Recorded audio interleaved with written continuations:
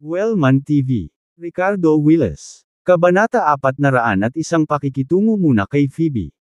Sina Benjamin at Finn, dalawang batang powerhouse sa core formation realm, ay magkaharap, na may kapansin-pansing hangin ng puot. Tila isang buhay o kamatayang pakikibaka ay maaaring sumiklab anumang sandali. Gayunpaman, sa kritikal na yugtong ito, lumitaw ang isang figure na nakaitim, na nakatayo sa pagitan ng dalawa. Nakapagtataka, si Nathaniel iyon, ang saya ng Black Moon Cult. Bakit nagtatanim ng malalim na sama ng loob? Kailangan bang lumaban hanggang kamatayan? Napatingin si Nathaniel sa kanilang dalawa, nakangiti, at nagpayo. Nang marinig ito, sina Benjamin at Finn ay parehong ibinaling ang kanilang tingin sa kanya, ang kanilang mga mata ay may bakas ng puot. Saan nanggaling ang basurang ito, at ano ang kwalipikado kang magsalita? Ngumisi si Benjamin. Finn, with a cruel and mocking expression, added, "Is this a trial score delivered to us? Tanga, tingnan natin kung sino ang unang pumatay sa kanya. Ang kanyang bag ng mga trinkets ay mapapasa nanalo." Sa pagbagsak ng mga salita, direktang inatake ni Finn si Nathaniel. Sa kabila ng kanyang tila balingkinitang figura, naglabas siya ng isang makapangyarihan at mabangis na aura. Pinaikit ni Nathaniel ang kanyang mga mata, nagbuhos ng enerhiya sa kanyang mga kamao, at itinulak ang isang kuko patungo sa paparating na pag-atake ni Finn. Boom! Matapos ang isang muffled sound, parehong umatras sina Finn at Nathaniel. Nagulat si Finn sa kanyang mukha, Isa ka ring powerhouse ng core formation. Si Benjamin, na may bahid din ng pag-aalinlangan, ay napatitig sa biglang pagsulpot ng figurang nakaitim. Oo. Kung hindi, paano ako mangangahas na makialam sa inyong dalawa? Tama ba ako? Nakangiting pakilala ni Nathaniel. Ngumuso si Benjamin, mukhang itinago mo ang iyong lakas sa mga nakaraang pagsubok. Humalaklak si Nathaniel ngunit nanatiling non-committal.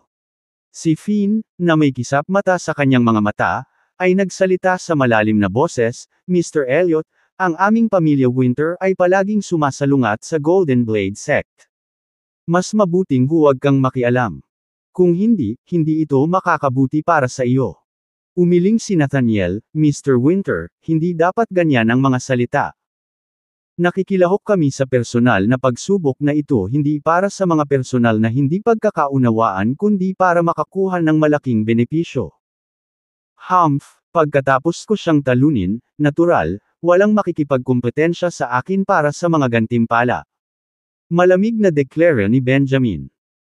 Umiling muli si Nathaniel, "Mr. Aguirre, kung hindi dahil sa pagkakasangkot ng Cyan mula sa Hudkid Sect ngayon, tayong tatlo sa unang yugto ng core formation ay maaaring talagang nag-away hanggang kamatayan, na naging pinakamabangis sa isa't isa.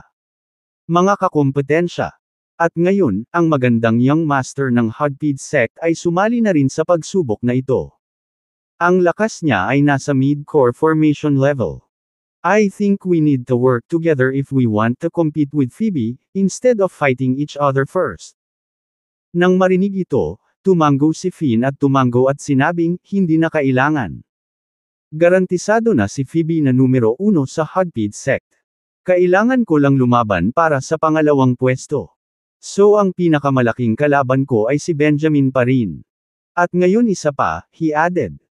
Tumango si Benjamin bilang pagsang-ayon habang si Nathaniel ay seryosong nagsalita, "Mr. Winter and Mr. Aguirre, who says that Phoebe must be the first?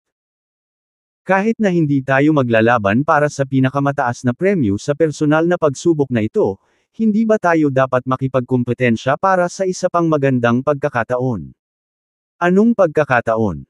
tanong ni Benjamin na kumikinang sa kanyang mga mata. Napatingin din si Finn kay Nathaniel with a puzzled expression. Ngumiti si Nathaniel at sinabi, "Sa pagkakaalam ko, magkakaroon ng isang napakabihirang banal na gamot na maghihinog ngayon sa loob ng Sacred Medicine Valley. Kung sino man ang matagumpay na makaka-absorb nito, tiyak na tataas ang kanilang lakas. Batay sa lahat ng mga senyales na naramdaman ko bago ang banal na gamot na ito ay tumanda, sinumang makakuha nito ay maaaring direktang tumalon sa Golden Core Realm, hindi imposible. Hindi ba gusto niyong dalawa na mag-compete para dito?" tanong niya sa kanilang dalawa. Ang pagkarinig sa balitang ito ay naging sanhi ng pagbabago ng mga ekspresyon ni Benjamin at Finn habang iniisip nila ang sinabi ni Nathaniel sa kanilang dalawa. Totoo ba yang sinasabi mo? Hindi makapaniwalang tanong nila sa kanya. Kung gayon, patuloy ni Benjamin na nag-aalangan pagkatapos na maingat na pag-isipan ang lahat, bakit mo sasabihin sa amin ang tungkol dito? Mahinahong sagot ni Nathaniel. Originally I wasn't going to tell anyone about it but Miss Bishop from Hudpid sect has come here also. Sa tingin ko, alam din ng Hudpid sect ang tungkol sa divine medicine kaya naman pinadala nila siya dito last minute. So now without your help Mr. Winter and Mr. Aguirre, I won't stand a chance against Phoebe alone. Kaming tatlo ay dapat magkaisa muna ang aming mga puwersa at pagkatapos ay talunin o saktan si Phoebe bago makipagkumpetensya ng patas sa aming sarili para sa pagkakaroon ng divine medicine. Habang bumabagsak ang mga salita, patuloy na nagbabago ang ekspresyon sa mukha ni Finn at Benjamin, tila nag-aalangan at may iniisip. Magsanib puwersa para saktan si Phoebe. Hindi ba iyon makakasakit sa Hudpid sect? Nagpahayag ng pagkabahala si Benjamin. Mr. Aguirre, ito ay isang pagsubok, at pinapayagan ng labanan. Ang mga tao mula sa hindi kami tahasang pinagbawalan ng Hudpid sect na gumawa ng hakbang laban kay Phoebe. Dahil sumali na rin siya, dapat niyang harapin ang panganib tulad ng iba. Dapat itong maunawaan ng mga tao mula sa Hudpid sect. Hanggat hindi natin papatayin si Phoebe, ang Hudpid sect ay walang gaanong sasabihin. Pagkatapos ng lahat, ang kompetisyong ito ay hindi lamang pinamamahalaan ng Hudpid sect.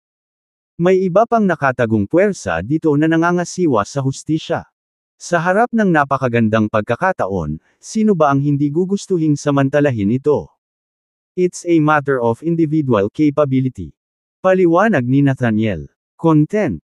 Nang marinig ito, tahimik na tumanggo sina Benjamin at Finn, at ang kanilang mga titig ay naging mas tame time at umaasam. Sa katunayan, walang nagtakda na hindi ma-target si Phoebe. Parehong nakatayo ang Golden Blade sect at ang pamilyang Winter sa likod ng isa sa 5 pangunahing nakatagong puwersa. Hanggat hindi sila lalayo at patayin si Phoebe, ang Hudpid sect ay hindi magkakaroon ng maraming dahilan upang tumutol. Mabuti. Magsasama-sama tayong tatlo simula ngayon.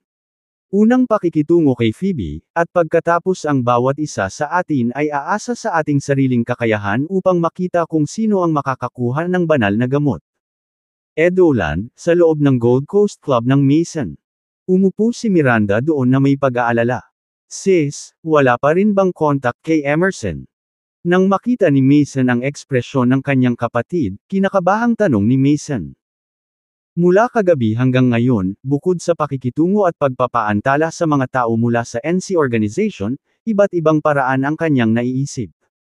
Sa pagkakaalam niya, narating na rin ni Emerson ang Grandmaster Realm. Si Mason ay may kislap na pag-asa, umaasang humingi ng tulong kay Emerson. Naabot ko na siya, pero nagmisyon lang si Emerson. Kasalukuyan siyang nasa Southeast Gorge at hindi na babalik sa loob ng 1 o 2 araw. Kumunot ang noo ni Miranda. Lachi Fire Security Group ay nagkaroon. Ay naitatag sa loob ng ilang araw na ngayon, at si Emerson, kasama si Noah at iba pa, ay nakatanggap ng gawaing proteksyon ilang araw na ang nakalipas. Agad silang umalis, kaya imposibleng makabalik sila sa maikling panahon. Nang marinig ito, hindi napigilan ni Mason na mapabuntong hininga. Then forget it. Let's wait for my brother-in-law. Sis, try call him again, tingnan mo kung makakalusot ka. Kung makakalusot ka, hindi mo ba siya mismo naabutan? Ngumiti ng mapait si Miranda. Nang marinig ito, nagsuot si Mason ng A. Mukha ng desperasyon. Sa buong umaga, hindi niya alam kung ilan. Ilang beses na niyang sinubukang tawagan si Ricardo, pero wala pa ring signal. Nilalaman. Sa sandaling ito, biglang tumunog ang kanyang telepono. Sinulyapan ng caller ID, ang ekspresyon ni Mason ay naging lubhang hindi kasiya siya. Ito ay isang tao mula sa NC Organization. Walang pag-aalinlangan, sila ay darating upang pindutin muli siya. Hindi alam ni Mason kung hanggang kailan niya kayang tiisin. Kabanata 402 Pagtitipon sa tuktok ng bulkan. Sige, tingnan natin kung ano ang sasabihin nila. Tutal. Nasa kamay pa rin nila si Dad. Nagnganga ang ngipin ni Miranda. Tumango si Mason at sinagot ang telepono sa mahinang boses, "Hello. Mr. Lowe, nakapagdesisyon ka na ba? Limitado ang pasensya ng thunderstorm." Tanong ng lalaking may tatsulok na mata sa madilim na tono sa telepono. "Anong ginawa mo sa tatay ko?" Galit at nag-aalalang tanong ni Mason. "Matanda, lumapit ka para kausapin ang iyong anak at isuko ito. Kung hindi, matatapos ang dati mong buhay." Sarcastic at malamig na sabi ng triangular eye sa phone. Pagkatapos ay narinig ang boses ni Emmanuel mula sa gilid ni Mason. "Anak, huwag kang mag-alala sa akin." Boom! Bago pa man siya makatapos ng pagsasalita ay may namumuong tunog na si Emmanuel ay sinipa ng mga tatsulok na mata. Nagsalita si Cobra na may pananakot na tono, galit na nagmumura, "Matanda, talagang naghahanap ka ng kamatayan. Kung hindi ka makikipagtulungan, maniwala ka sa akin, pahihirapan kita. Tumigil ka." Malakas na umungal si Mason sa telepono nang marinig ang kaguluhan sa kabilang dulo. "Hihihi, Mr. Lowe, narinig mo ba yan? Buti pa ang maldito mong matanda, at least may espiritu siyang lumaban sa atin. Pero paalalahanan kita, limitado ang pasensya natin. I-convene ang underground meeting sa Edoland bilang sa lalong madaling panahon at ipahayag na ikaw at ang iyong mga tao ay sasali sa NC organization kung hindi. Sisiguraduhin kong ang iyong matandang lalaki ay makakatagpo ng isang malagim na wakas." Nagsalita si Cobra sa mabangis na tono. "Sige. I'll give you a response as soon as possible. Sana hindi mo nasasaktan pa ang tatay ko. Kasalukuyan akong nagsusumikap para hikayatin ang mga nasasakupan ko. Kung hindi, hindi nila agad tatanggapin. You would? Ayaw mo akong balikan agad ng mga nasasakupan ko, pwede ba?" Sabi ni Mason. Bilisan mo pa."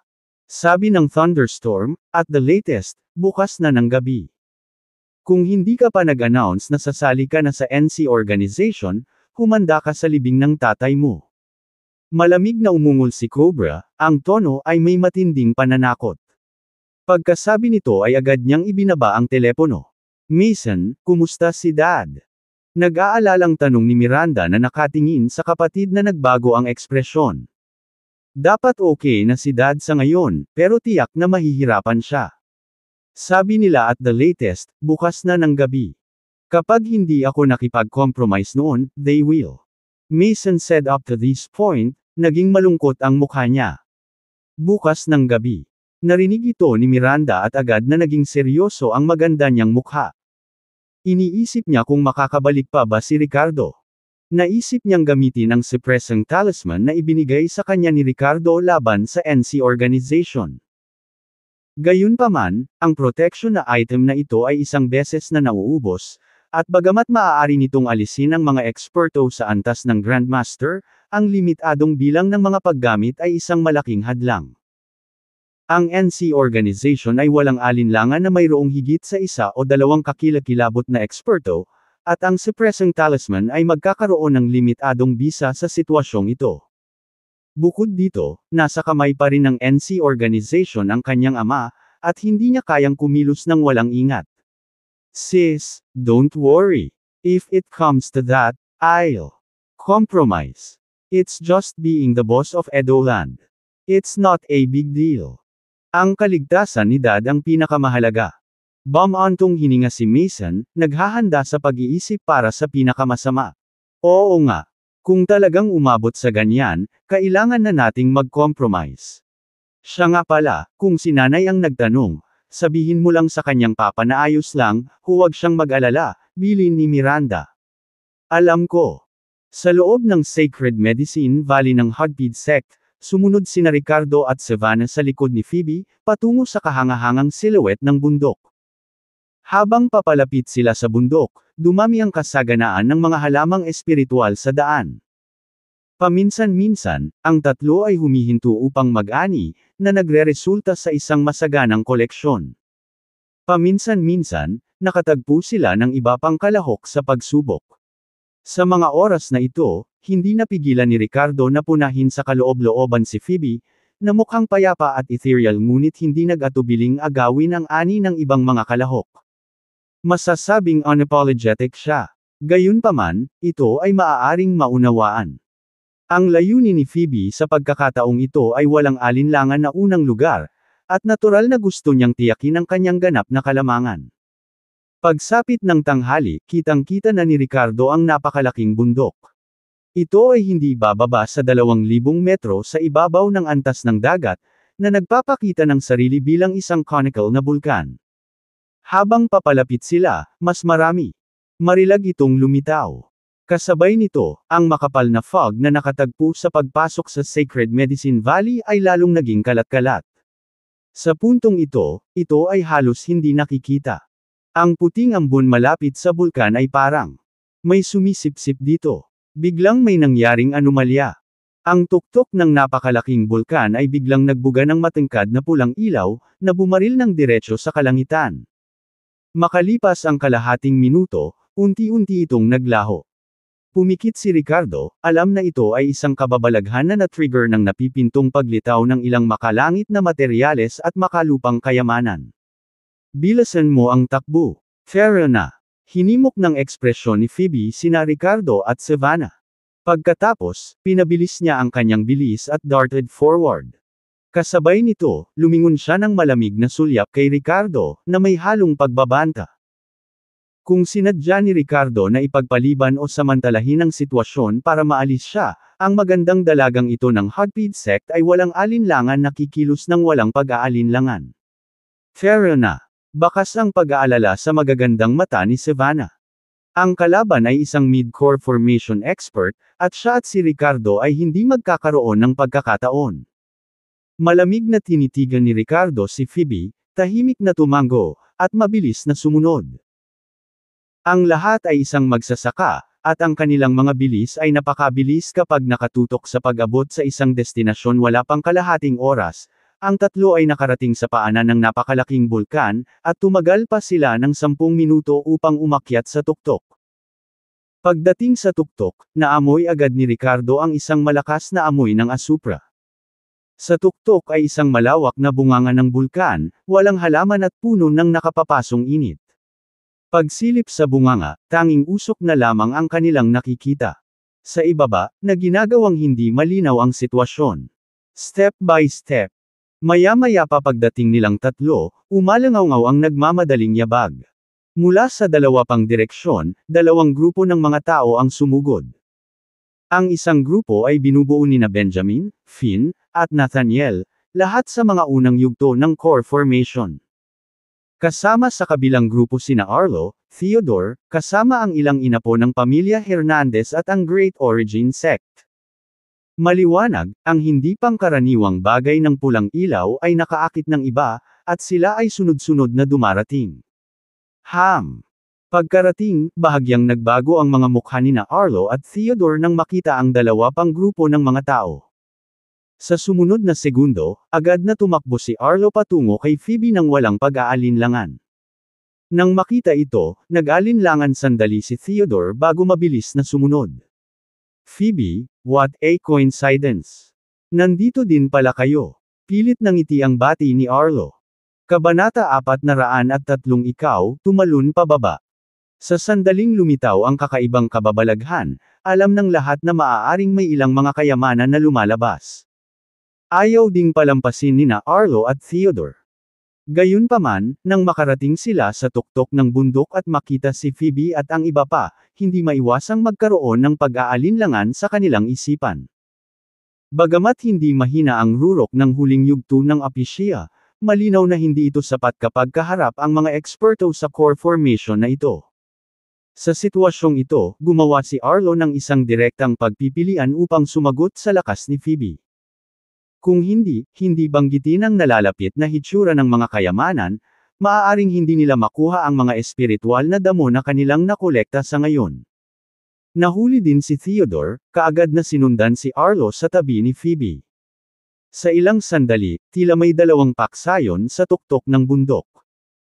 Ang isa ay pinamumunuan ni Phoebe, na may disenteng bilang ng mga tao, Ngunit bukod sa pagkakaroon ng mid-core formation ni Phoebe, ang lakas ng iba ay tila hindi pantay. Sa kabilang panig, naroon ang kombinasyon ni Benjamin mula sa Golden Blade Sect, Finn mula sa pamilyang Winter, at Nathaniel mula sa Black Moon Cult, lahat sa mga unang yugto ng core formation. Hehe, Miss Bishop, nandito ka rin ba para sa paparating na Divine Medicine? Nakangiting tanong ni Benjamin habang papalapit ang tatlo. Si Nathaniel ay sadyang naglabas ng malakas na aura na kabilang sa maagang core formation, na nagpapakita ng kanyang lakas. Kumunot ang noo ni Phoebe, nakatingin sa tatlo na may bahagyang solemna na ekspresyon. Hindi niya inasahan na magkakasama ang tatlong eksperto sa core formation. Sa hindi inaasahan, si Benjamin at Finn, sa partikular, ay bumuo ng isang alyansa. Kahit na siya ay nasa kalagitnaan ng core formation, ang pagharap sa tatlong maagang core formation na individual ay malamang na magresulta sa pagsugpo. Kahit na sa mga taong nakapaligid sa kanya, ito ay magiging isang pantay na laban. Bukod dito, maaaring hindi mapagkakatiwalaan ang mga taong ito. What?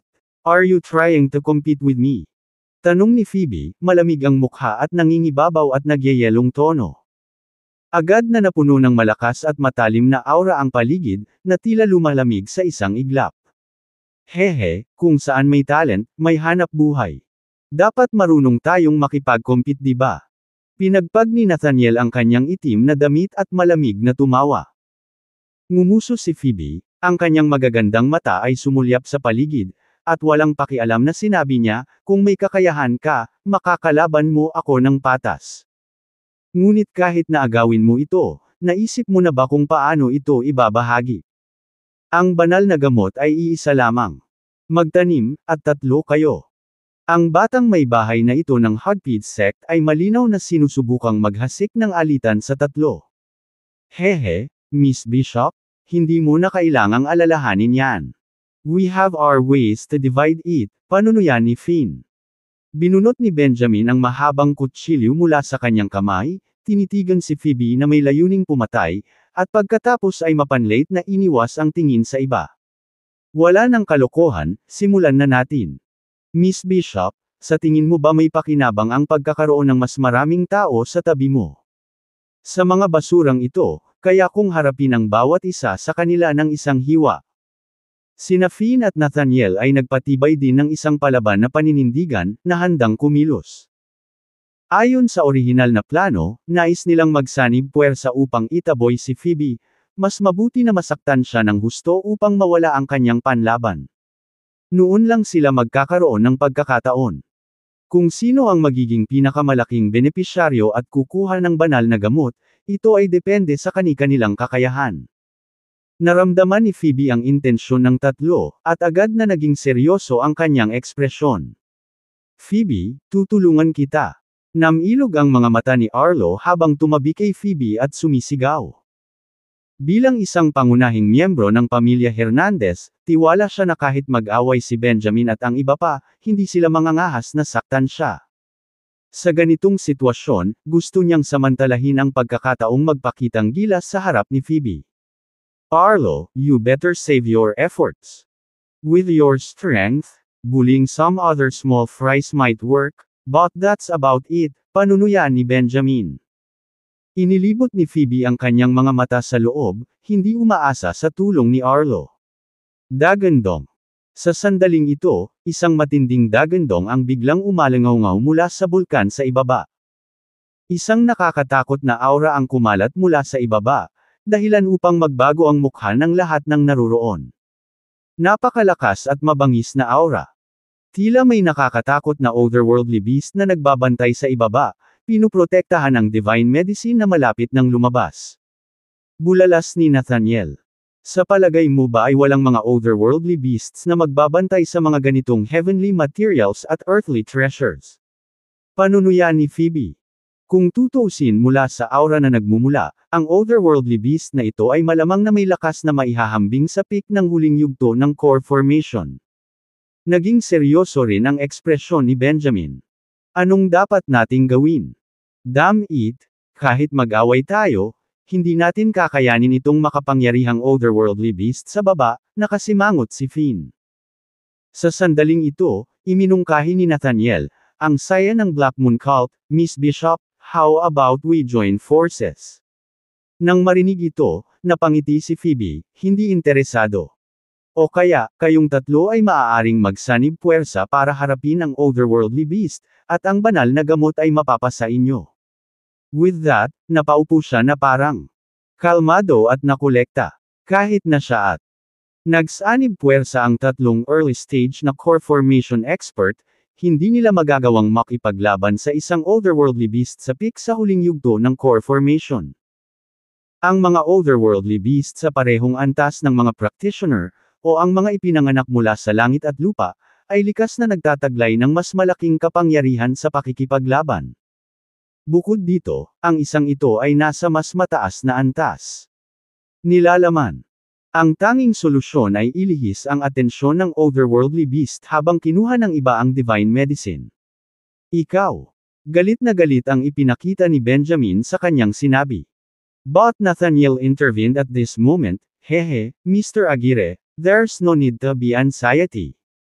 In any case, no one should think about get this divine medicine. Pagkasabi niya noon ay umupo na rin siya. Ngayon ang sitwasyon ay malinaw. Kung sino man ang naunang bumaba ay magdurusa sa isang kawalan, at hindi nila sinasadyang mabigyang daan ang kabilang partido. Bagamat nanatiling kalmado si Phoebe, isang dampi ng inis at pagkaapurahan ang bumungad sa kanyang mga mata. Ilang sandali pa ay naupo ang magkabilang panig, na tila naghihintay kung sino ang unang mawawalan ng pasensya. Miss Bishop, kapag nag-mature na ang divine medicine, malamang lalamunan ito ng otherworldly beast. Sigurado ka bang hindi ka pa rin kikilos? Tatlo talaga kaming walang pakialam. Kahit hindi namin makuha ang divine medicine, we can have a good time na panoorin si Miss Bishop na naliligaw. It feels good. Pagkaupo saglit, sabi ni Nathaniel sabay smirk.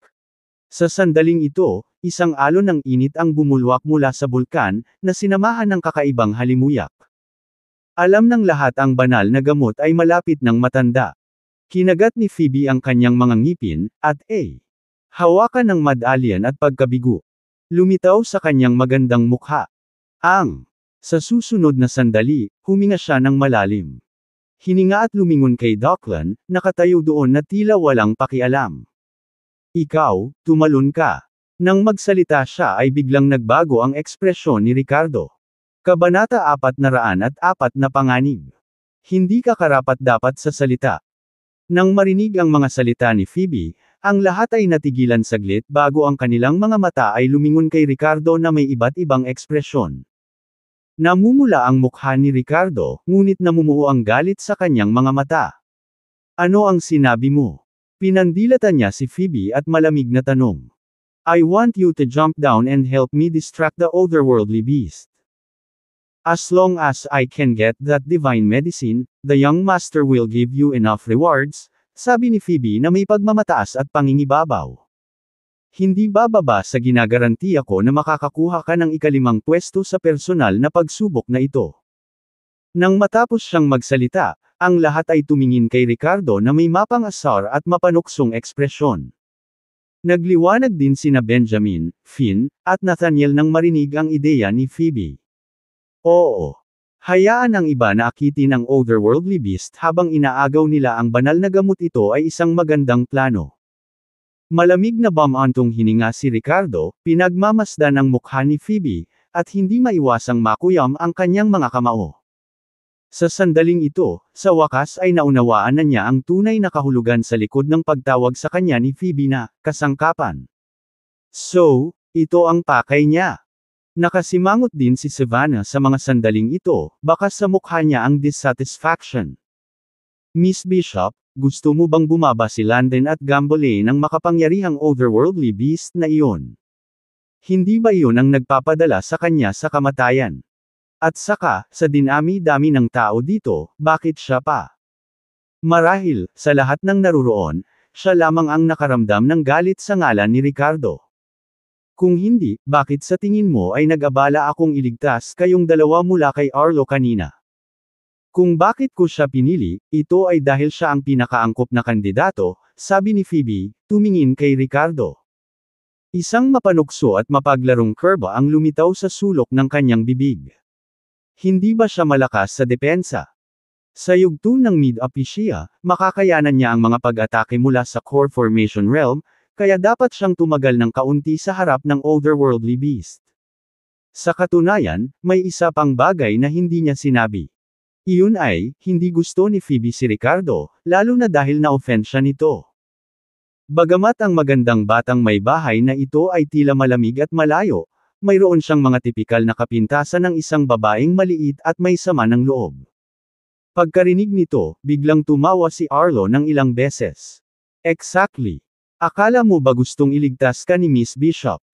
Bilasan mo at tumalon ka pababa para tulungan si Phoebe na magambala ang otherworldly beast. Hanggat nakaligtas ka, hindi ka patas na pakikitungo ni Phoebe. Si Benjamin at ang iba ay nagpalitan ng tingin, pagkatapos ay nagsalita ng isa-isa, pinipilit si Ricardo.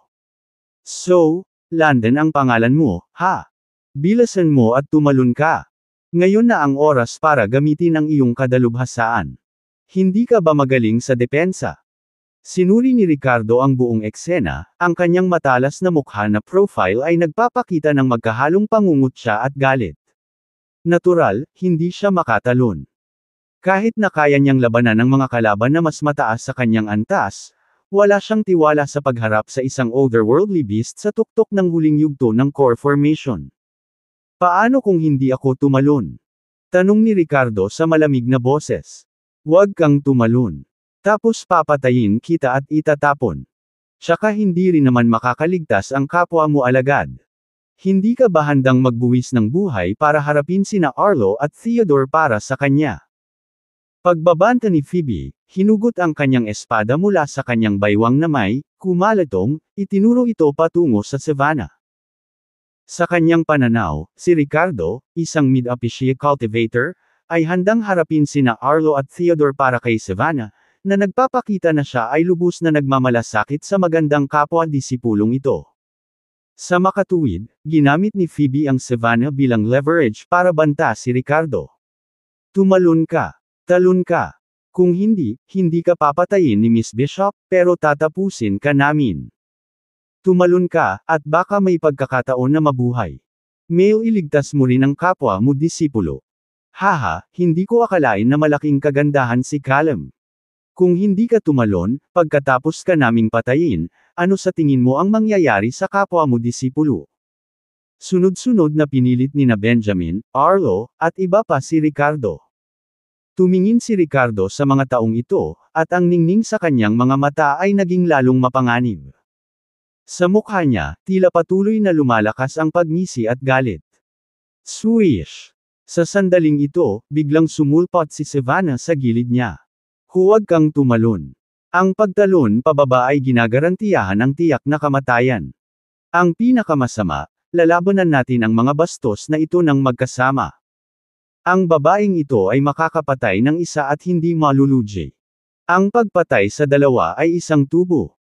Ang mahuhusay na binibini mula sa pamilyang Graham, na may hawak na double ring blades, ay handa ng kumilos.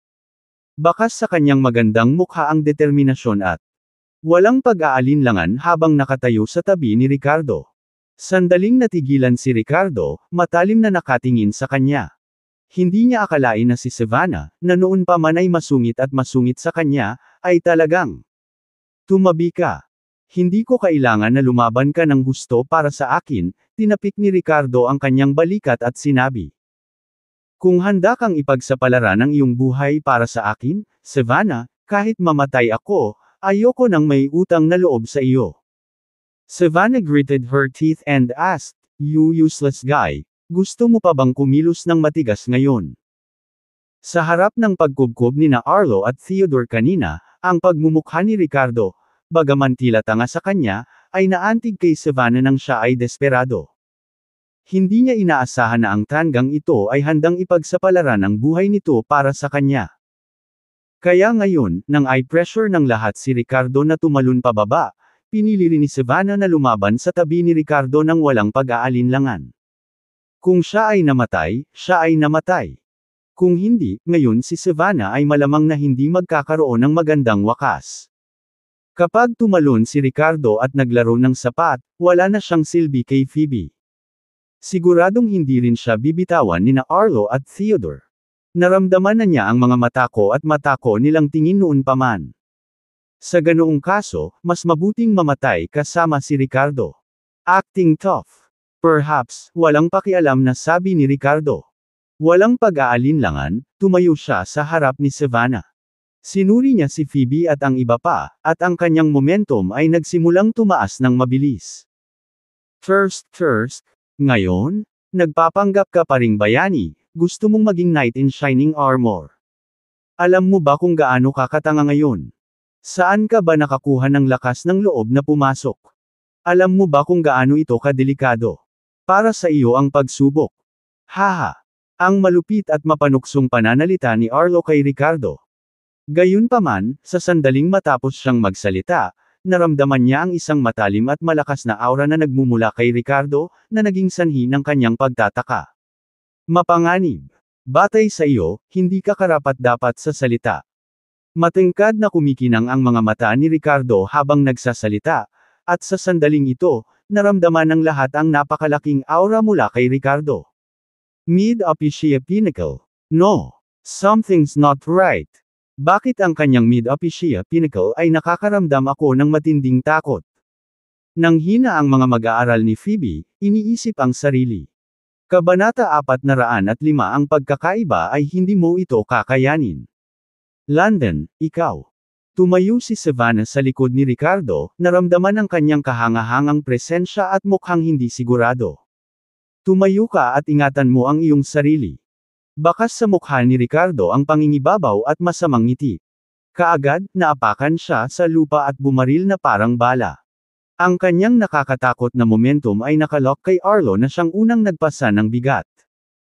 Sa pagharap nitong mayabang at mapagmataas na miyembro ng pamilya Hernandez na pinupuntirya siya kung saan-saan at gustong pumatay sa kanya, si Ricardo ay may hangarin ding pagpatay sa kanyang puso. London, bakla ka. Naramdaman ni Arlo ang kahangahangang momentum na nagmumula sa Ricardo at nagsuot ng ekspresyon ng hindi paniniwala. Pagkatapos mag-react, mabilis niyang itinulak ang kanyang sibat pasulong, na pinakawala ng buong lakas ng kanyang late-stage na lakas ng Apicea.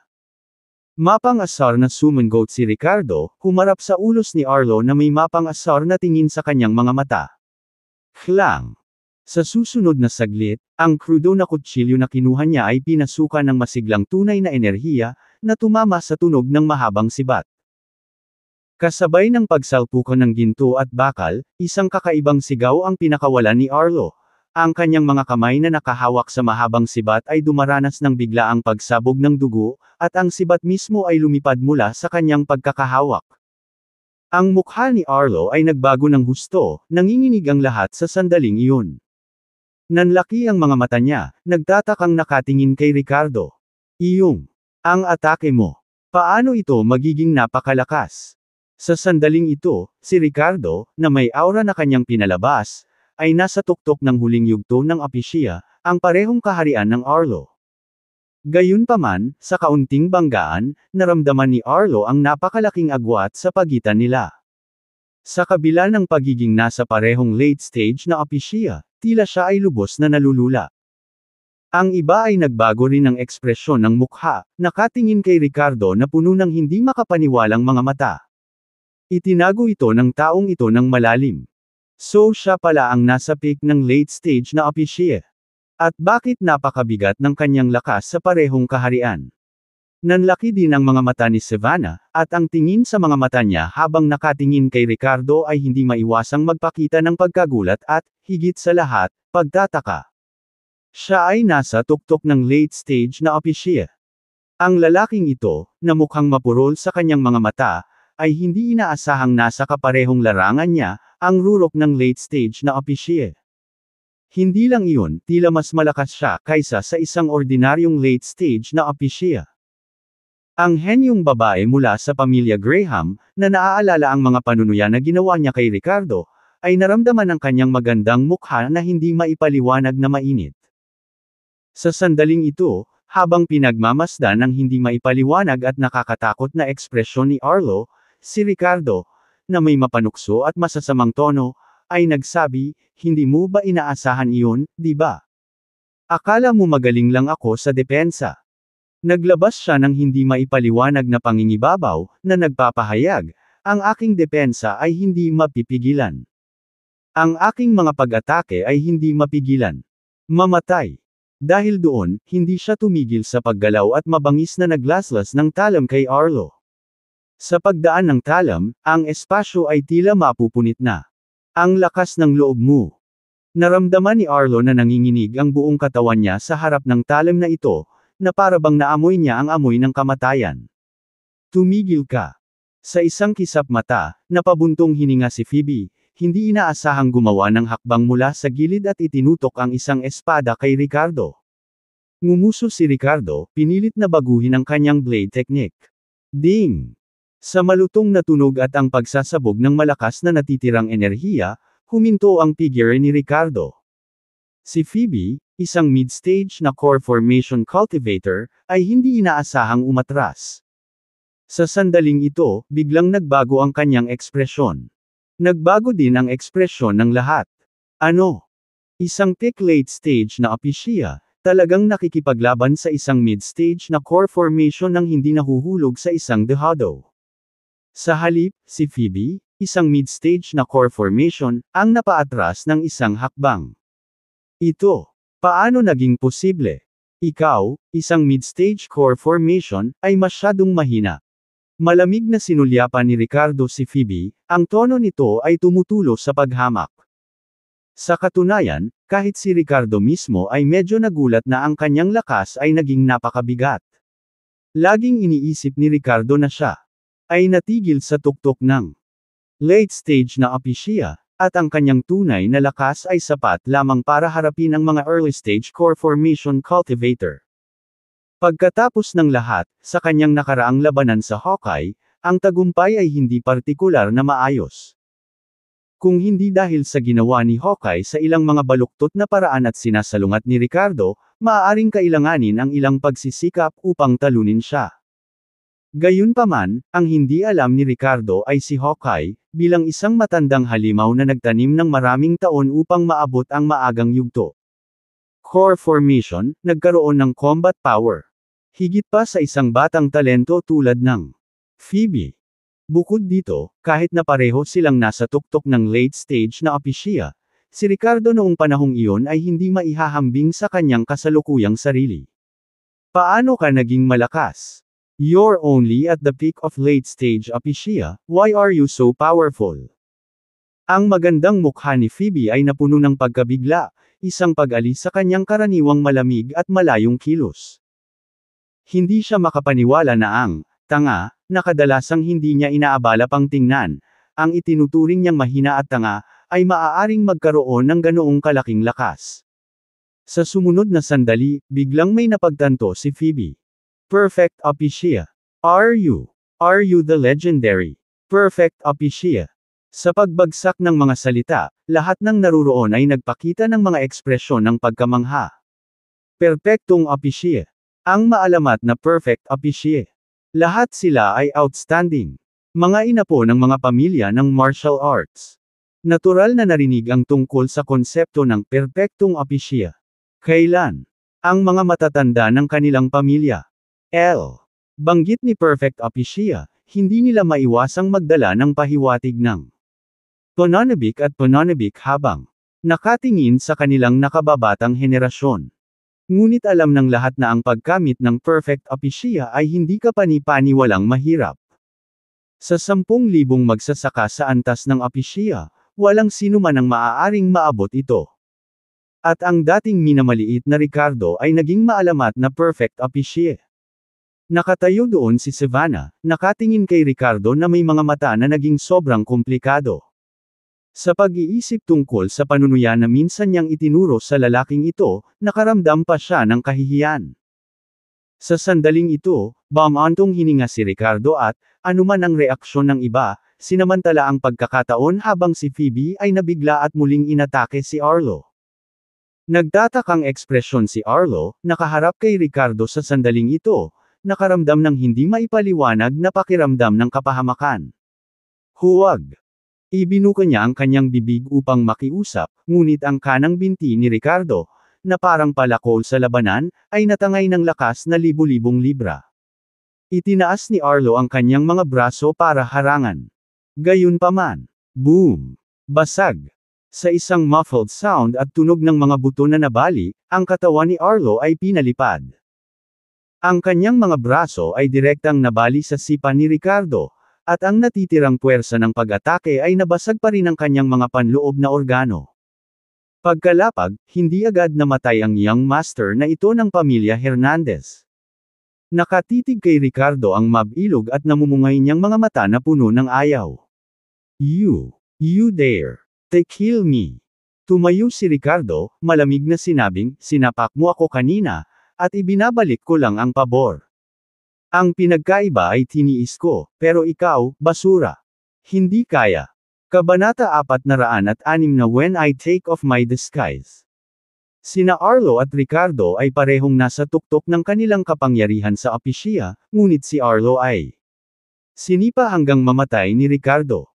Ang mga taong naruroon ay nagulat at natakot. Tumpak talon-talon. Napaatras ng ilang hakbang ang mahabang buhok na nakasunod kay Arlo, puno ng takot ang mukha. Sa sumunod na segundo, tumalikod siya para tumakbo. Ngunit pagkatapos ay isang kislap ng isang talam ang lumitaw at ang lalaking nakasunod kay Arlo noon, ng insulto at nanunuya kay Ricardo, ay biglang pinugutan ng ulo. Sa tuktok ng kapangyarihan ng opisya, pinatay ng isang laslas. Whoosh! Ang lahat ay kusang napaatras sa gulat na parang humihila kay Ricardo. Noong una, nang iminungkahi ni Phoebe na tumalon si Ricardo upang akitin ang otherworldly beast palayo, ang lahat ay tila nilapitan si Ricardo, handang pilitin siyang tumalon. Gayunpaman, sa sandaling ito, lahat sila ay nakakalat pabalik. Pinatay mo talaga si Arlo. Si Phoebe na marahil ang tanging hindi umatras ay tanong ni Ricardo na may halong pagtataka at panlalamig sa mga mata. Ikaw na bahala sa sarili mo. Now, it's your turn. Tinitigan ni Ricardo si Phoebe, isang babaeng may magandang mukha ngunit malalim at walang awa na puso, at bakas sa mukha nito ang kalupitan. Bahagyang nagbago ang ekspresyon ni Phoebe. Ang nakaraang pakikipagpalitan kay Ricardo ay naging dahilan upang hindi siya maglakas loob na maging pabaya. Benjamin, magsanib puwersa tayo para ibaba siya, at saka natin pag-usapan ang iba. Kanina lang pinipilit mo rin si Landon. Kung mamatay ako, malamang hindi ka niya lilimutin. Ang magandang dalaga ng Hudpid sect ay kumislap ang kanyang mga mata at agad na sinigawan si Benjamin at ang dalawa pa. Sina Benjamin, Finn, at Nathaniel, tatlong core formation cultivator, ay nagpalitan ng tingin ng hindi sinasadya. Pagkatapos, ng katutubo, nilapitan nila si Ricardo, handang makipagtulungan kay Phoebe laban sa kanya. Ang pagpatay ni Ricardo kay Arlo at sa iba pa ay hindi lamang nagulat sa lahat sa pamamagitan ng kanyang lakas ngunit nagdulot din ng isang pakiramdam ng krisis. Nang makita kung gaano mapagpasyahan at walang awa ang taong ito, si Benjamin at ang iba pa ay tunay na natakot na kung mamatay si Phoebe, hindi rin magpapaligtas. Natakot na kung mamatay si Phoebe, hindi rin magpapaligtas si Ricardo sa sinuman. Sa isang malamig na singhot mula kay Ricardo, ang kanyang buong katawan ay biglang naglabas ng napakarahas at mapanganib na aura. Ang kanyang mga mata ay matalas na parang mga espada, na nagdadala ng walang hanggan na puot. Itinaas niya ang paa niya at tumapak sa lupa. Boom! Sa isang tinig na parang kulog, tila nanginginig ang buong bundok.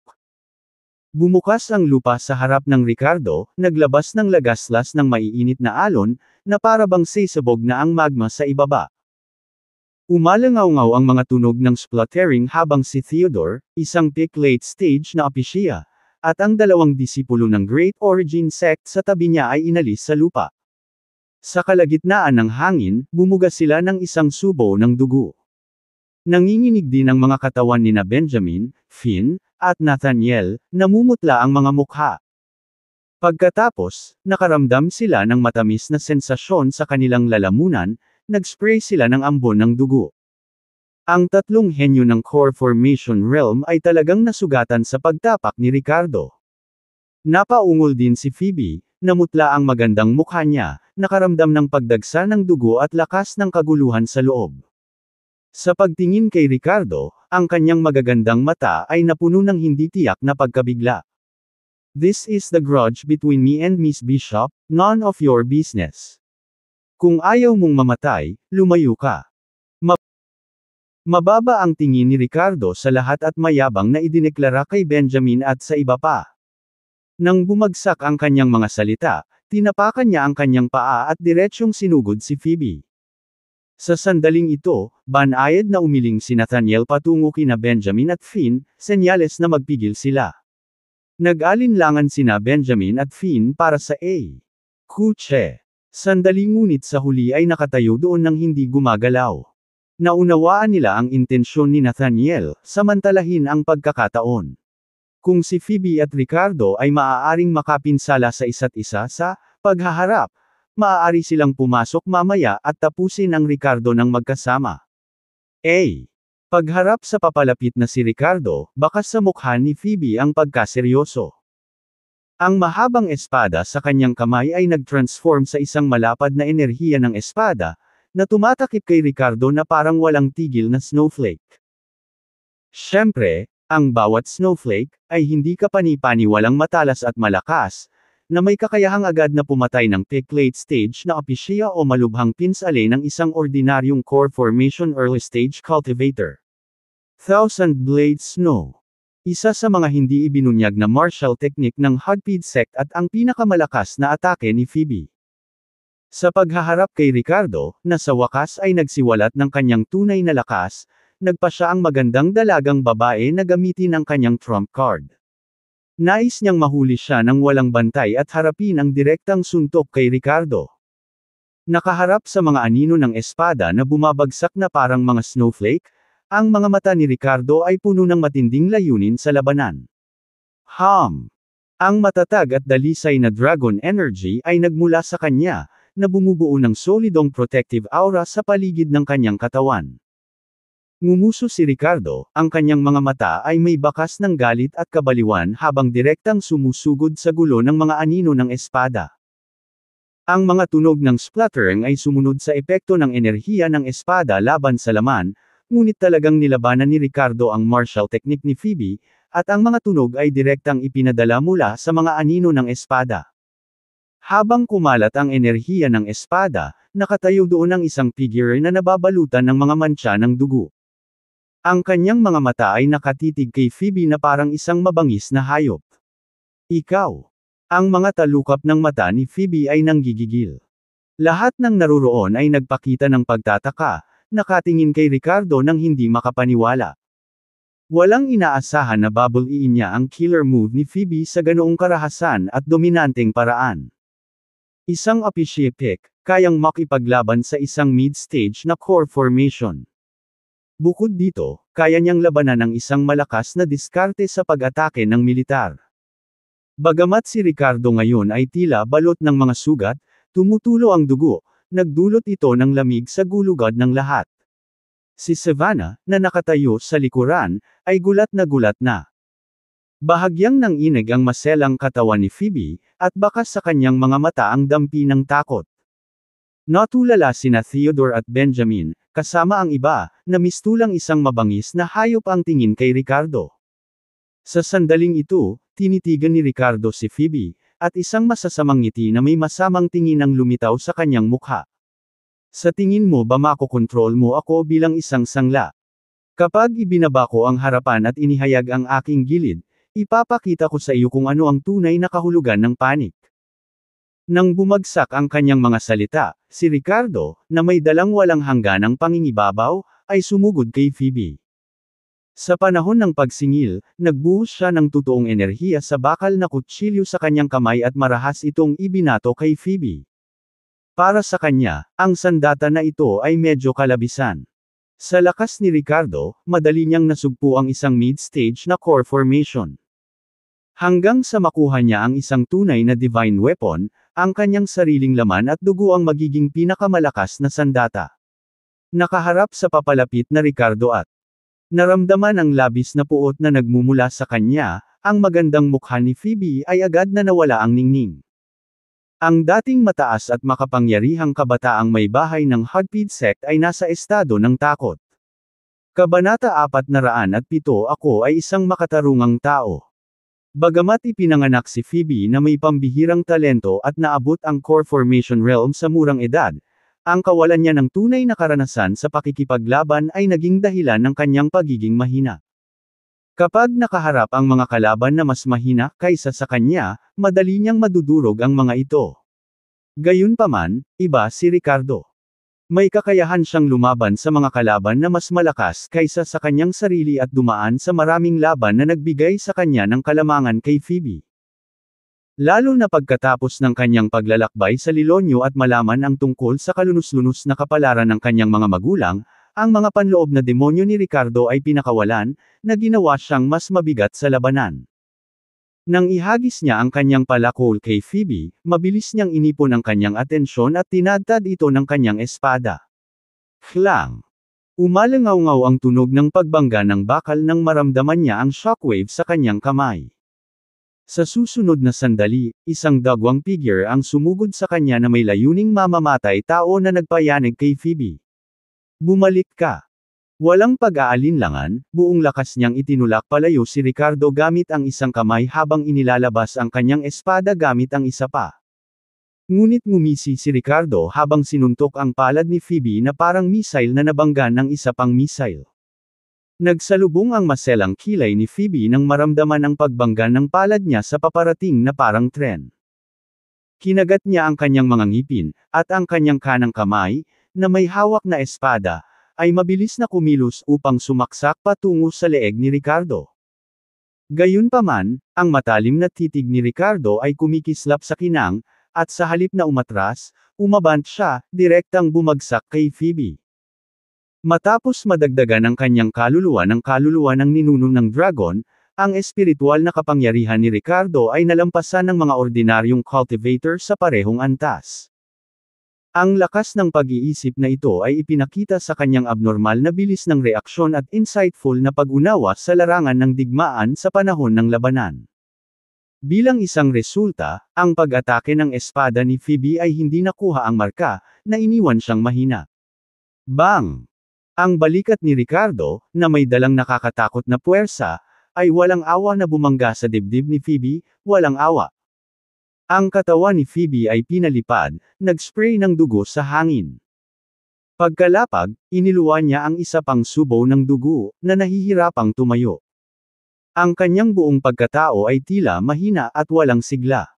Ang eksenang ito ay nabigla muli sa lahat ng naruroon, at hindi sinasadyang napabuntong hininga sila sa malamig na hangin. Ang paghaharap ni Ricardo at Phoebe ay tila mahaba kapag inilarawan, ngunit sa katotohanan, ito ay tumagal lamang ng isang kisap mata. Sa 3 galaw lang, pinalipad si Phoebe at nasugatan ng husto, na umubo ng dugo. Napaawang ang bibig ni Savannah habang pinagmamasdan ng figure, tila hindi pamilyar. Ang lalaking itiniwalag niya noon na may makapangyarihang background ngunit mapurol na kakayahan ay naging napakabigat at nakakatakot. Ang isang peak na opisya ay maaaring madaig ang isang mid-stage na core formation. Ito ba ang takot ng isang perfect opisya? Ito ba ang lakas sa likod ni Ricardo? Sa kanyang puso, tahimik na sinabi ni Savannah. Sina Benjamin, Finn, at Nathaniel, lahat ay nasa maagang yugto ng core formation, ay nagpalitan ng tingin, kitang-kita ang takot at ginhawa sa mukha ng isa't isa. Dahil sa babala ni Nathaniel kanina, hindi na sila umarte. Kung hindi man, kahit na sila ay nakipagtulungan kay Phoebe, ang posibilidad ng tagumpay ay magiging kaduda-dadang. Theodore at ang 2 disipulo. Nanginginig ang takot sa kanila. Naalala ni Theodore ang kanyang dating intensyon na makipagsanib puwersa kay Arlo at target sina Landon at Callum, na napagtanto na ang mga intervention ni Phoebe ay nagkaroon ng hindi sinasadyang nailigtas si Arlo. Ngayon, hindi sila nang ahas na gumawa ng anumang biglaang galaw, sa takot na maakit nito ang atensyon ni Ricardo. Dahan-daang nilapitan ni Ricardo si Phoebe, napapaligiran ng makapal na aura ng pagpatay na layunin. Kinagat ni Phoebe ang kanyang labi at tinanong si Ricardo, "Are you going to kill me, Landon?" Sa sandaling ito, nanambalik si Savannah sa kanyang katinuan at apurahang tinawag si Ricardo, ang kanyang tono ay banayad na may bahid ng dissuasion. Lumapit si Ricardo kay Phoebe, at nang marinig ang sigaw ni Savannah, bahagyang nabawasan ang hangarin sa pagpatay sa kanyang mabituing mga mata. Sa sumunod na sandali, nginisya niya si Phoebe, makatarungang tao ako. Gagantihan ko ang iba sa paraan ng pakikitungo nila sa akin. Sinipa ako ni Arlo, kaya sinipa ko siya pabalik. Kaya, dito, tumalikod si Ricardo at naglakad patungo sa direksyon ng bulkan. Nakatayo sa gilid, itinuro niya ang ibaba, na nagsasabing, ngayon, bibigyan kita ng dalawang pagpipilian. Isa, tumalon pababa at tulungan akong ilihis ang otherworldly beast. Dalawa, papatayin kita. Nang marinig ito, isang mapanuksong ekspresyon ang lumitaw sa magandang mukha ni Phoebe. Ito ba ay isang kaso ng tit for tat? Ginamit niya siya bilang isang pawn, pinilit siyang tumalon pababa at akitin ang otherworldly beast. Ngayon, binabaliktad siya nito. Kung kaya mo akong patayin, sige na. Tinitigan ni Phoebe si Ricardo, nagngangalit ang mga ngipin sa sama ng loob. Sa sandaling ito, nakaramdam siya ng pagkadismaya at hindi maipaliwanag na kahihiyan. Ang lalaking minsan niyang pinalayas ng may pang-aalipusto ngayon ay tila hawak na niya ang kanyang buhay sa kanyang mga kamay. Sa kabila ng panloob na kaguluhan, pinigilan siya ng kanyang pagmamataas. Yumuyuko at nagiging sangla ni Ricardo. Sige. Ihagis ko lang ang bangkay mo, baka maakit din nito ang otherworldly beast. Walang ekspresyong tumanggo si Ricardo nang marinig ang pagsuwi ni Phoebe. Dagandong. Sa sandaling iyon, isang dagandong na puno ng bangis ang umalangaw-ngaw mula sa ibaba ng bulkan. Ngumisi si Ricardo at akmang sasalakayin si Phoebe nang siya, na ngayon ay nakahinga ng maluwag, ay muling tumayo, handang makipaglaban hanggang kamatayan kasama niya. Gayunpaman, sa kritikal na sandaling ito, umalangaw-ngaw ang tawa. Hihihi. Hahaha. Ang daming tao. Ang daming tao dito. Ang saya talaga. Sa pagtawa, isang figure ang sumugod sa tuktok ng bundok, mabilis na papalapit. Sa mas malapit na pagsisiyasat, ito ay isang basag-basag bihis, tila baliw na matanda. Nang makita ang matandang ito, bahagyang nagbago ang ekspresyon ng mukha ni Ricardo. Hindi maarak. Sa kabila ng maliwanag na kawalan ng katinuan, naramdaman ni Ricardo na para siyang nahaharap sa isang napakalalim na kalaliman, hindi maaninag ang lalim ng matanda. Ang mas nakakagulat, dumiretso ang matanda sa kinatatayuan ni Ricardo. Damn it! Matandang baliw, anong balak mo? Napasabunot si Ricardo sa gilid ng kanyang bibig, isang flash ng kawalan ng katiyakan ang bumabalot sa kanyang mukha. Akala niya noong una ay nagmamadali ang matanda, ngunit habang inilipat ni Ricardo ang kanyang posisyon, inayos ng matanda ang kanyang takbo, dumiretso pa rin sa Ricardo. What the hell? Nagkontrata ang mga mag-aaral ni Ricardo, na napasigaw sa pagtataka. Sabay suntok sa matanda na balak niyang pigilan sa paglapit. Gayunpaman. Kabanata 408 makakaakyat pa kaya siya. Ang baliw na matandang ito ay napakabilis. Habang sumusugod siya kay Ricardo, naging blur ang kanyang figure at madaling nakaiwas. Suntok ni Ricardo. Boom!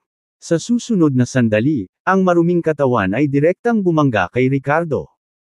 Napaungol si Ricardo at parang tinamaan siya ng planeta. Halos lumuwa siya ng dugo.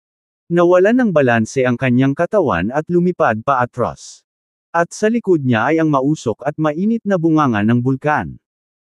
Ang lahat ng naruroon ay nanunood habang si Ricardo, na tila walang talo sa nakalipas na mga sandali, ay itinulak sa bulkan ng walang pag-aalinlangan. Hahaha, sobrang saya. Talagang masaya. Nahulog. Hihihi. Matapos pasukin si Ricardo, sumayaw ang baliw na matanda at pumalakpak sa kanyang mga kamay sa tuwa. Whoosh! Sa susunod na segundo, ang mga mukha ng lahat ay kumikibot habang sila ay umatras na may takot. Tila natatakot silang maging susunod na malas na tao na itatapon doon. Ngunit pagkatapos ibagsak si Ricardo sa bulkan, tila nawalan din ng interes ang lokong matanda sa iba. Umalis na siya habang tumatawa ng nakakaloko. Kakaiba ang ekspresyon ng mukha ni Phoebe, hindi niya matukoy kung dapat ba siyang gamaan o ano. Inihanda niya ang sarili na lumaban sa tabi ni Ricardo hanggang kamatayan, ngunit ngayon ay itinumba siya ng isang baliw na matandang lalaki. Ito ba ay banal na intervention? At paano maaaring lumitaw ang isang baliw at makapangyarihang matandang lalaki sa loob ng Sacred Medicine Valley? Hindi niya narinig na binanggit siya ng sinuman sa kanyang mga matatanda noon. Ang isa na may pinaka hindi magandang tingnan na ekspresyon sa mga nanunood ay walang alinlangan na si Savannah. Hindi niya inasahan na, tulad ng ipinakita ni Ricardo ang kanyang kakilakilabot na lakas, kahit na madaig si Phoebe, isang nakakatakot na matandang baliw ang biglang lilito. Paano maaaring magbago ang sitwasyon? Sa sumunod na sandali, napagtanto ng lahat na may mali at nagtipon sa gilid ng bulkan, maingat na nakikinig sa kaguluhan sa ibaba. Nahulog ba si Ricardo? Sa kanyang lakas, marahil ay mapipigilan niya ang otherworldly beast. Kaya ba nilang samantalahin ang pagkakataong ito? Gayunpaman, sa kanilang sorpresa, ang inaasahang matinding labanan sa ibaba ay hindi natupad. Lumiwanag ang ekspresyon ni Phoebe, "What's going on? No sounds. Si Landon ba? Direktang pinatay." Iminungkahi ni Theodore. Malamang. Ang aura na ibinubuga ng mga otherworldly beast na iyon ay nasa huling yugto ng core formation. Bagamat kayang talunin ni Landon si Miss Bishop, hindi ito isang instant kill. Kaya, hindi siya maaaring tumawid sa isang buong major realm para talunin ang huling yugto ng core formation. Paliwanag ni Nathaniel. Ano ba ang dapat nating gawin? Kung siya ay pinaghiwa-hiwalay ng mga otherworldly beasts, hindi ba't pareho tayo ng kapalaran kung bababa tayo? Nag-aalala si Finn. Hindi ba ang divine herb na iyon ay nagiging hindi maabot para sa atin? Sa isang kalabog, si Ricardo ay nahulog ng husto sa ibaba ng bulkan, na lumapag sa isang estado ng gulo. Isang nakakapasong sensasyon sa kanyang likod ang nag-udyok sa kanya upang mabilis na bumangon, gamit ang kanyang tunay na enerhiya upang labanan ang init ng paligid. Pagtingin sa itaas, ang tanging nakita niya ay usok, at mahina niyang naaninag ang bibig ng bulkan. Sa ilalim ng kanyang mga paa ay isang itim na bahagi ng lupa, halos 20 metro kwadrado lamang, na napapalibutan ng kumukulong pulang mainit na magma. Ang temperatura sa paligid ay walang alinlangan na lumampas sa 100 degrees Celsius. Para sa isang ordinaryong tao, ang pagkahulog sa ganitong kapaligiran ay haantong sa isang mabilis at masusing pagluluto. Gayunpaman, para kay Ricardo, sa huling yugto ng Aplysia, hindi ito partikular na mahirap. Gayunpaman, sa sandaling ito, ang magma ay marahas na umikot sa isang tiyak na direksyon. Sa susunod na segundo, isang napakalaking figure ang lumitaw mula sa tinunaw na bato. Nakontrata ang mga mag-aaral ni Ricardo, seryosong ekspresyon ng mukha niya habang siya recalled ang mabigat otherworldly hayop na nakatago sa ibaba. Ang partikular na ito. Ang nilalang ay kahawig ng isang butiki, na natatakpan ng makapal at nagniningas na pulang kaliskis. Pansamantala nating tawagin itong Fire Giant Lizard. Ang dalawang matingkad na pulang mata nito ay diretsyong nakatutok kay Ricardo, na nagniningning ng sakam at uhaw sa dugo na kinang.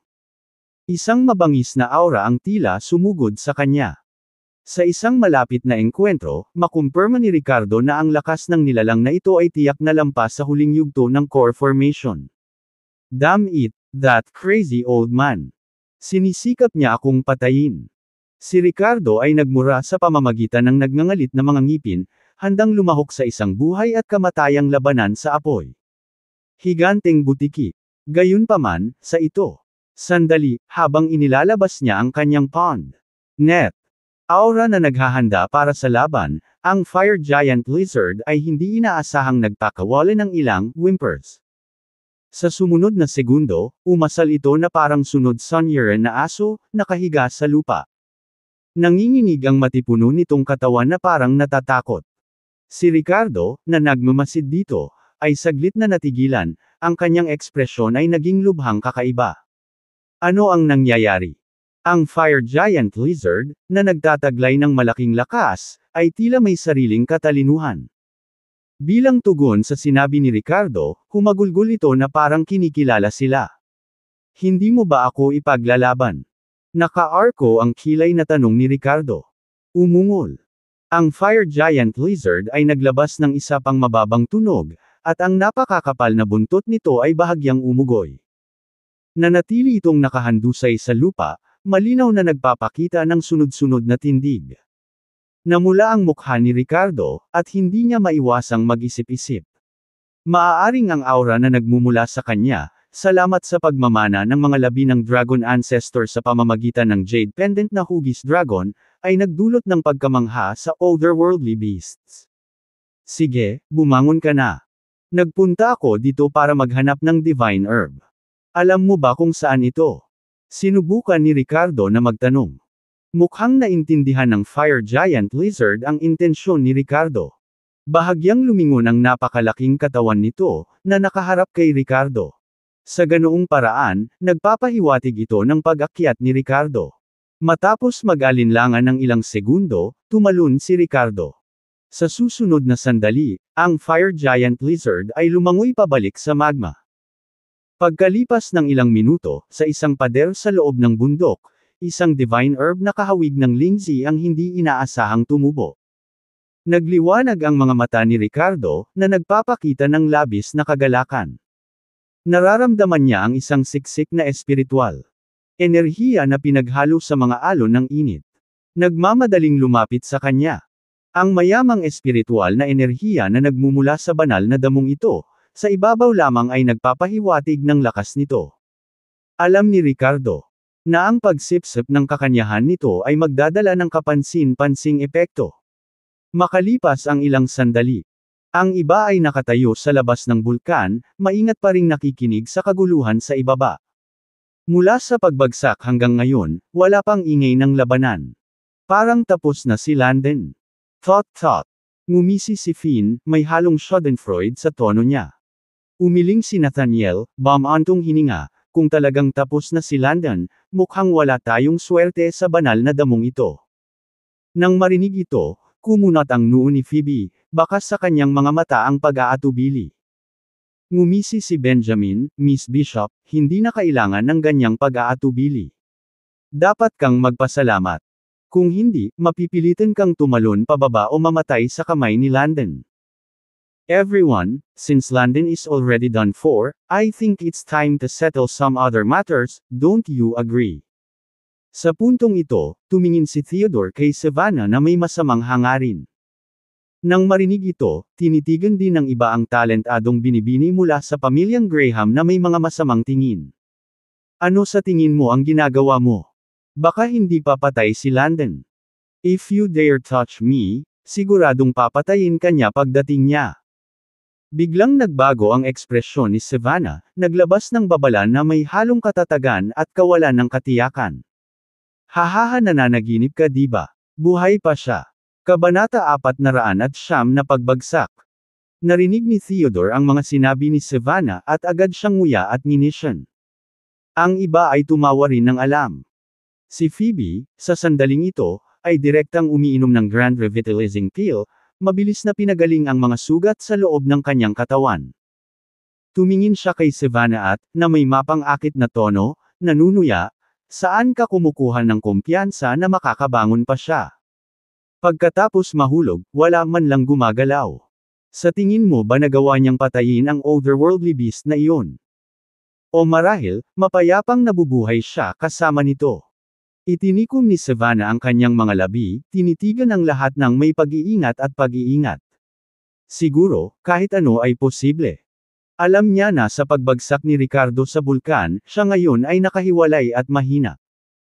Nararamdaman ang masasamang tingin mula kay Theodore at sa iba pa, hindi napigilan ni Savannah na mapangiti ng mapait, iniisip kung ito ba ang sakuna na dulot ng paglalantad niya sa kanyang pagkababae. Napagpasyahan na niya na, kung kinakailangan, tumalon din siya sa bulkan kaysa madungisan ni Theodore at ng iba pa. Nang marinig ang sinabi ni Savannah, nagtawanan ang mga naruroon. Posible. Nakakatuwa. Callum, maging matino ka, pumayag kang maging babae ka, pakasalan mo ang pamilya ko bilang asawa ko, at ngayon masisiguro ko ang kaligtasan mo. Si Finn, mula sa pamilya Winter, ay nagmamasid kay Savannah at tumawa, gumawa ng isang mapanuksong pahayag. Ngumuso si Benjamin, payat na unggoy, may kakayahan ka ba sa gawaing iyon? Callum, sumama ka sa akin. Hahayaan kitang maranasan kung ano ang tunay na lalaki. Kung ikaw ay magiging babae ko, ang aking pamilya ay magkakaroon ng Golden Blade Sect bilang isang tagapagtaguyod, at ngayon, walang maglalakas loob na hawakan ka. Habang nakagat ni Savannah ang kanyang labi at mariing sinabi, kahit na tumalon ako ngayon, wala sa inyo ang makikinabang. Napakunot noo si Phoebe, pinagmamasdan ang mga mukha ng mga lalaking ito, nakaramdam ng pagkasuklam sa loob niya. Sa susunod na sandali, malamig niyang sinabi kay Savannah, ibigay mo sa akin ang iyong lagayan ng mastasa, at masisiguro ko ang iyong kaligtasan. Nang marinig ito, natigilan si Savannah, hindi inaasahan na magbibigay ng tulong si Phoebe. Ngumuso si Benjamin, hindi nasisiyahang tinanong si Phoebe, Miss Bishop, ano ang ibig mong sabihin? Bakit siya tutulungan? Siya at si Landon ay parehong mula sa pamilya Graham. Dagdag pa ni Finn, at saka, ikaw ay malubhang nasugatan. Ingatan mo ang iyong sarili. Nanlaki ang mga mata ni Phoebe, kung hindi, you guys can come up and try. Baka hindi ako ang kalaban ni Landon, but dealing with you, kahit nasugatan ako, I have more than enough strength. Nang marinig ito, ang mga mukha ni Benjamin at ng iba pa ay nag-iba sa pagitan ng lungkot at galit. Sa sandaling ito, biglang nagsalita si Nathaniel, anong amoy yan? Sobrang masangsang, sobrang lakas. Ang bawat isa, na gumagalaw ang kanilang mga ilong, ay biglang nakasinghot ng mabahong amoy.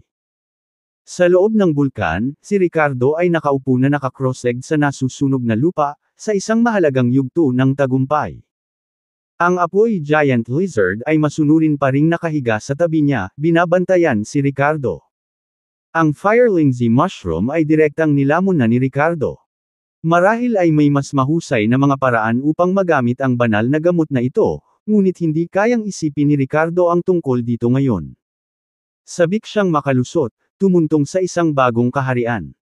Mula kay Hugo, nalaman niya na ang nakatagong elder ng Verdant Pine mula sa pamilyang Wood ay may intensyong pumatay sa kanya. Malamang na ang elder na ito ay kumilos laban sa kanya pagkatapos niyang umalis sa Hudbid Sect. Tama man o mali ang impormasyong ito, kailangang maging handa si Ricardo. Ang bawat pagtaas ng lakas ay binibilang. Kapag naabot niya ang huling yugto ng Apishia, maaari niyang talunin ang isang tao sa kalagitnaan ng yugto ng core formation. Iniisip niya kung, pagkatapos makapasok sa core formation, makakalaban niya ang isang powerhouse sa Golden Core Realm. Gayunpaman, kailangan niyang subukan ito.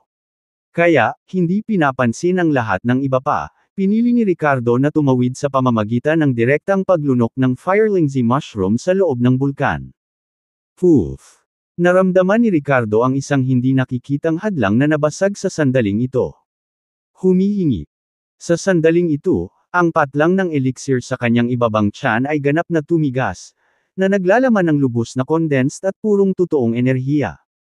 Bumulwak ang totoong enerhiya, nililinis ang kanyang laman, meridian, organ, at buto.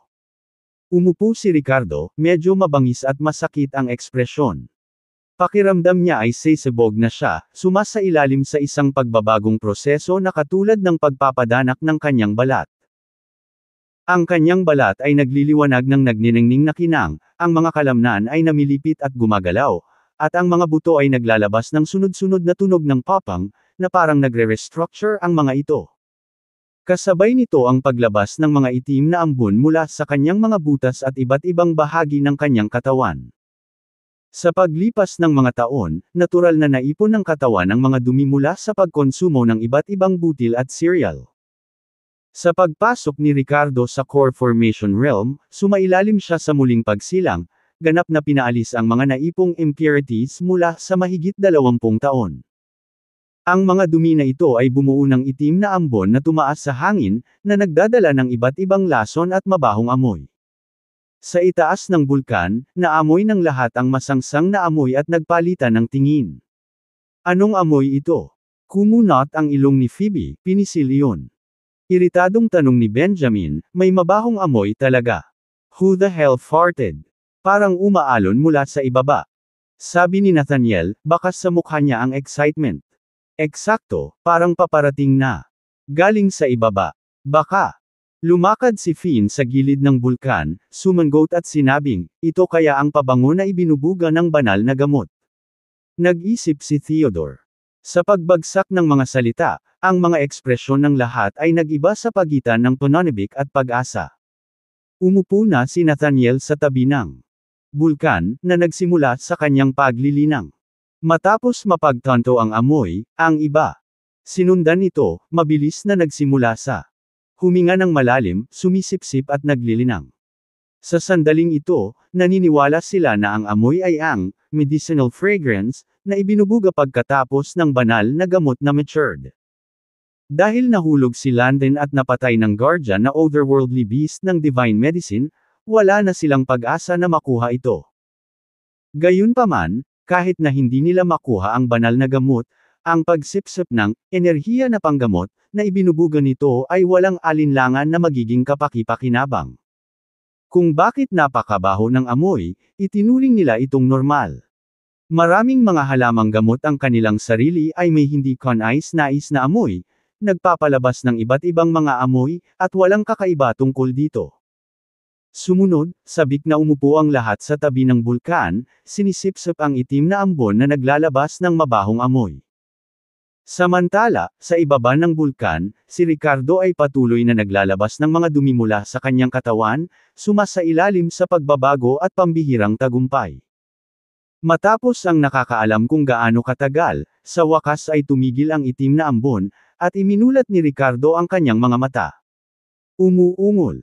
Nang tumayo siya mula sa lupa, ang katawan na ito ay hindi inaasahang naglabas ng dagandong nakahawig ng tigre at dragon. Casual na ikinaway ni Ricardo ang kanyang kamay, at ang espasyo ay na-distort at nag-vibrate. Nang tumingin siya sa kaloob-looban, nakita niyang kasing tibay ng ginto at bakal ang kanyang pinatitibay na larangan ng elixir. Ito ba ang core formation realm? Napakalakas ng pakiramdam. Mukhang ganap na naiiba sa ang huling yugto ng Apishia, na parang magkaibang konsepto silang dalawa. Pagkasabi nito, tumingin siya sa fire giant lizard na nakahiga sa gilid, at naramdaman niya na ang malaking tao na ito ay hindi na mukhang nakakatakot ngayon. Dapat ay higit pa sa kakayahan niyang labanan ito. Kabanata 410 Ano sa palagay mo? Nagulat si Ricardo nang malaman na, bilang karagdagan sa isang makabuluhang pagtaas sa kanyang ganap na lakas, ang Pulse of the Earth Bloodline Awakening Technique ay pinalakas at na-upgrade din. Nagkaroon na ito ng epekto na nagpapataas ng gravity ng 10 beses.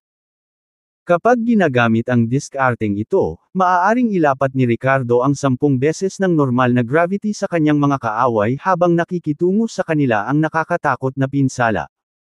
Noong una, naisip ni Ricardo na ang pag-upgrade na ito ay medyo walang silbi. 10 beses ang gravity. Ano ang espesyal tungkol dito? Naniniwala siyang kakayanin niya ng 10 beses ang kanyang sariling timbang nang walang anumang problema dahil sa kanyang lakas. Gayunpaman, sa karagdagang pagmuni-muni, natanto niya kung gaano kalakas ang pag-upgrade na ito.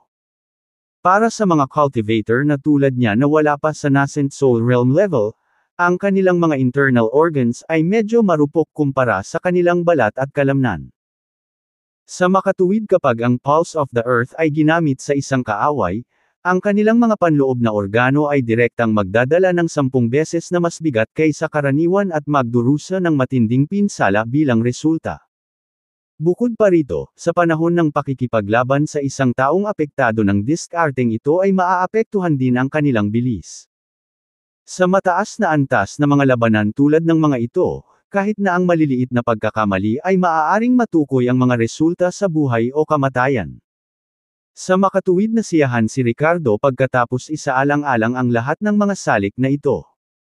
Ang tanging disbentaha ay, pagkatapos ay upgrade ang Pulse of the Earth, ang pagkas nito ay makakaubos ng lahat ng tunay na enerhiya ni Ricardo. Pinilit nitong gamitin ito ng maingat. Maliban kung ito ay isang bagay ng buhay at kamatayan, ang banal na kakayahan na ito ay hindi maaaring gamitin ng basta-basta. Big Lizard, hanggang sa muli nating pagkikita. Ngumiti si Ricardo sa Fire Giant Lizard, alam niyang oras na para umalis siya. Sa pagkakataong ito, ang kanyang layunin ay hindi lamang ang banal na gamot kundi pati na rin ang tiyak na gantimpala mula sa personal na pagsubok, na determinado siyang matamo. Sa itaas ng bulkan. Ang lahat ay nakaupo doon, patuloy na hinihigop ang itim na ambon, masigasig na nagsasanay. Nawala. Ang medicinal aura ba ay mabilis na nawala? Bakit parang hindi ako komportable, at ang bigat ng ulo ko?